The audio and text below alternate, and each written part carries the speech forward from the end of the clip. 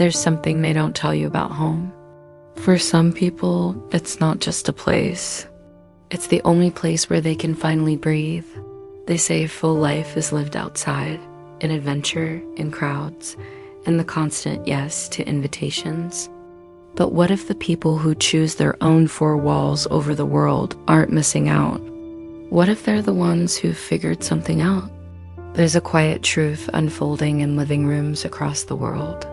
People labeled antisocial, boring, or stuck are realizing that home isn't a hiding place, it's a sanctuary. And the pull to stay there isn't fear, it's wisdom. So why do some people feel more alive behind closed doors? What does psychology reveal about those who'd rather stay in? And why does society judge them so harshly? Let's begin. You walk through the door and something shifts. The air feels different. The silence doesn't demand anything. Your shoulders drop. Your breath slows. For the first time all day, you're not performing. This is what they don't understand about homebodies. Home isn't just walls and furniture. It's the only place where their nervous system stops screaming. Out there, you're always translating yourself, monitoring your tone, reading the room, calculating how much of yourself is safe to show. The exhaustion is invisible because you've learned to hide the cost, but here, you don't have to be anyone. You don't have to smile when you don't mean it. You don't have to fill silence with words that make you feel hollow. Psychologists call this environmental fit, when your surroundings match your needs. But that term doesn't capture the relief. The way home feels like the first deep breath after holding it all day.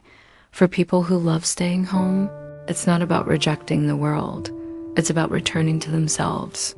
And in a world that demands constant performance, that's not a luxury, it's survival. Society has decided what healthy looks like.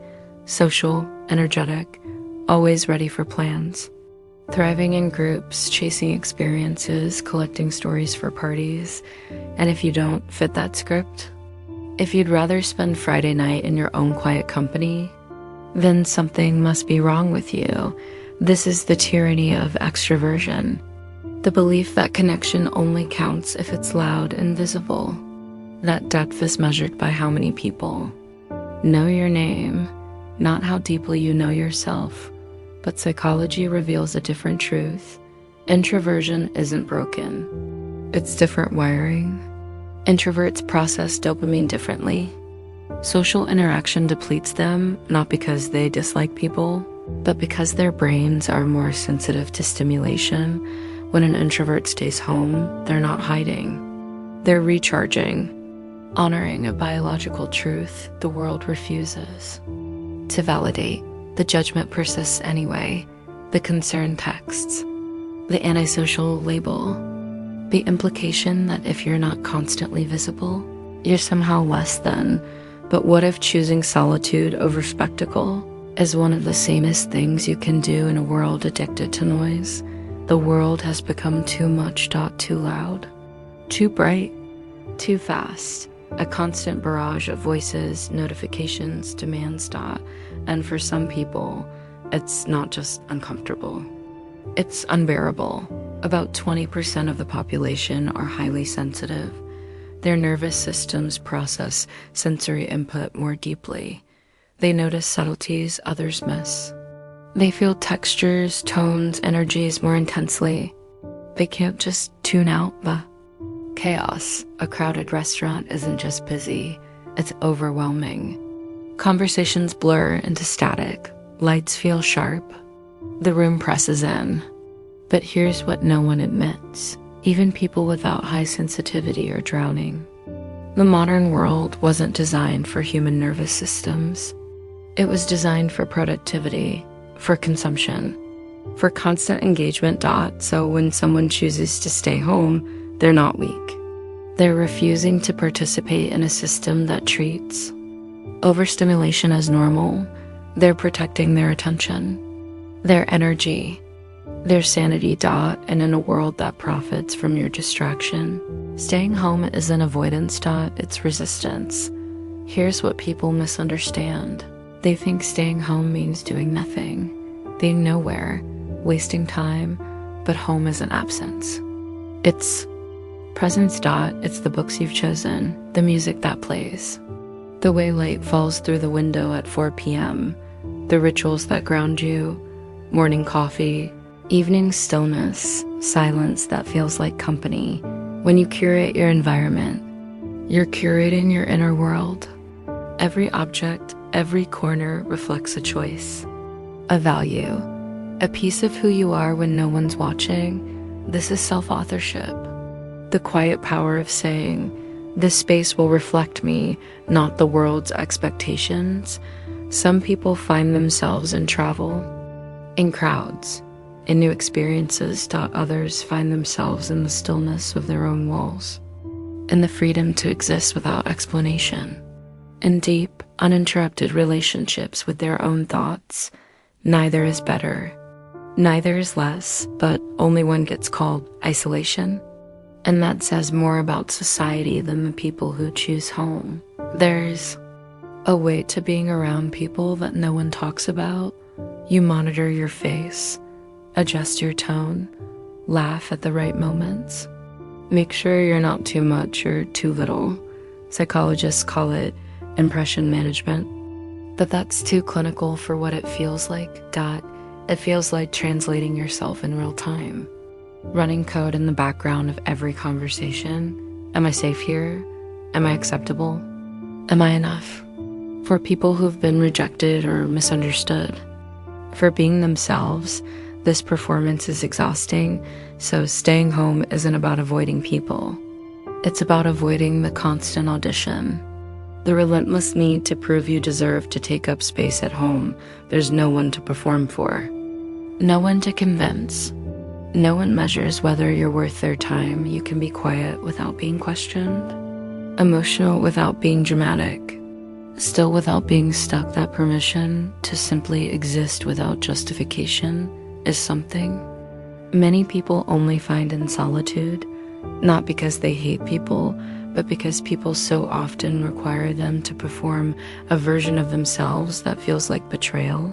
Am I choosing solitude or running from loneliness? The question haunts every homebody, and the answer isn't always clear because they look identical from the outside.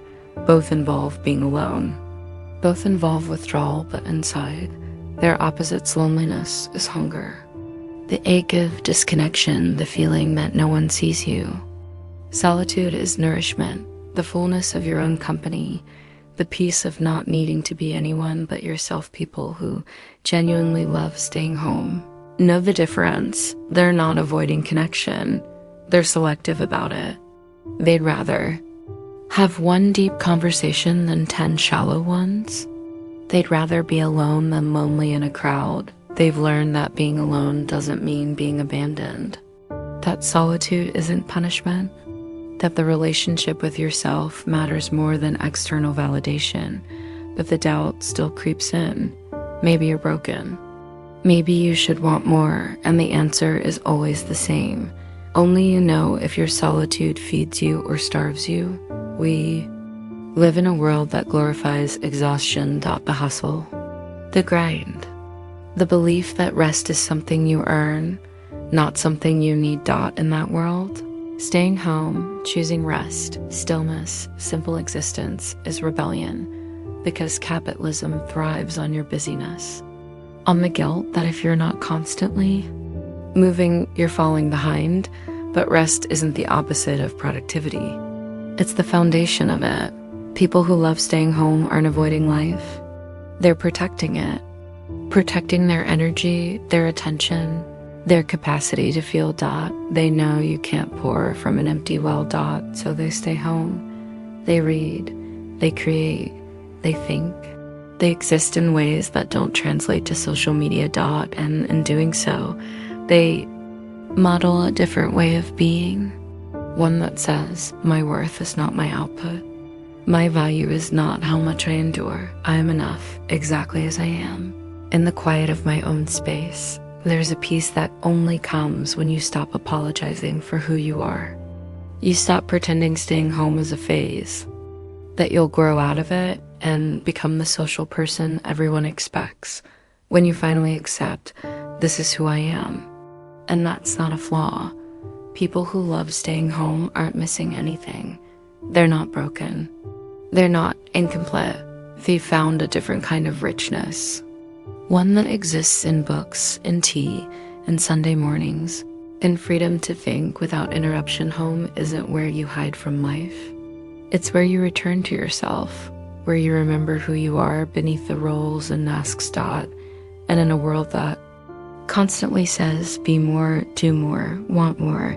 There's revolution in saying, I am enough, not because you've achieved something, but because your existence, exactly as it is already whole. You don't need to change. You don't need to force yourself into spaces that deplete you. You are allowed to love your solitude, to find meaning in quiet corners of your own life. That is freedom. If this video made you feel seen, if something here touched a quiet part of you waiting for permission, you're not alone. There are thousands of us who understand that staying in isn't giving up.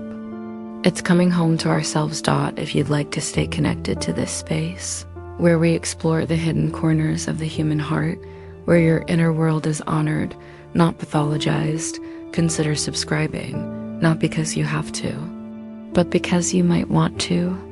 And if you feel moved to share what home means to you in the comments, your words might be exactly what someone else needs to hear, but on Lajif it feels right.